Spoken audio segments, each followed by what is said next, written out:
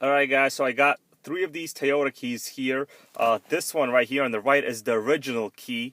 It needed to be replaced because the metal stock comes out.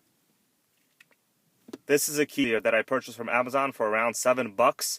I used the electronics from here and the new buttons from here. All I had to do was simply cut it at a regular locksmith. It cost $5, and at this point, this does open all the doors, but doesn't start the car yet.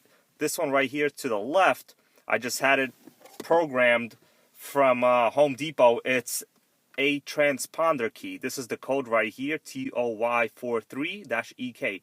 It costs $69. That includes full transponder programming and cutting of the key blank itself.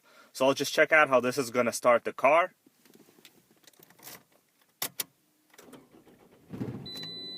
Alright, so it does start the car. The transponder is correctly programmed. Now, for instance, this other key, you're going to see what happens when the transponder is missing or not programmed.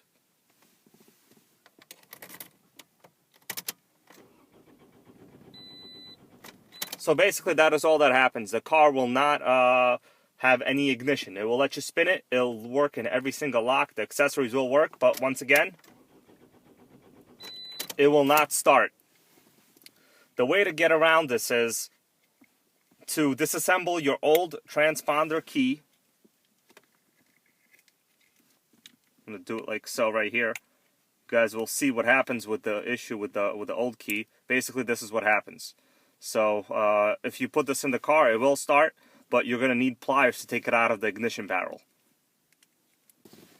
So in terms of the transponder chip itself, in this Toyota key, it's right here. It's kind of glued in with a really thick type epoxy. I tried to remove some of it, but I was worried about damaging the key. So at this point, I decided to go and make the key copy from Home Depot, just in case. So I at least had another transponder programmed.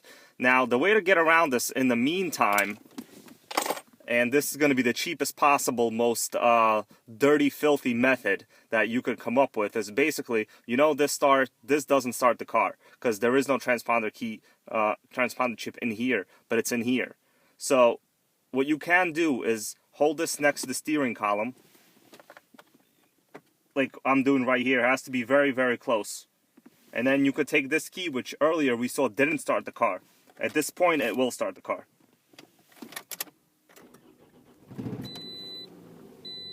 So you could see that just because I had this little transponder in here next to the steering barrel, it did work. Now keep in mind, you can get around keeping it there long term, but you will have to tape it. So temporarily, I did drive around with some tape of this transponder over there.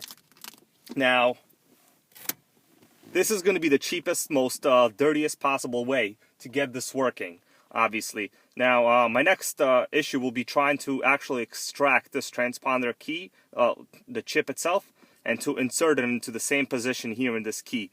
In terms of quality of these cheap knockoff units, there's nothing wrong with it. The electronics are easily replaceable. As a matter of fact, you could see the car does work, everything works. Even the little light over here does flash. I don't know if you guys can see, but it is flashing. So the only issue is really the transponder chip itself. Of course, if the keyless system is not that big of a deal to you and you really just want to save some money and have another working unit, just get your cell phone programmed at either Lowe's or Home Depot. These keys are under $80. I paid $69 plus tax, including all the programming once again. And this will work always. Of course, you will have to get used to opening your door with the key and so forth. That's it for now. If you guys have any questions about any key issues in your car, I've already dealt with this in several vehicles myself, and I know a good amount about this issue. Feel free to ask me in the comment section down below. I'll always try to respond as fast as I can. Thanks so much for watching.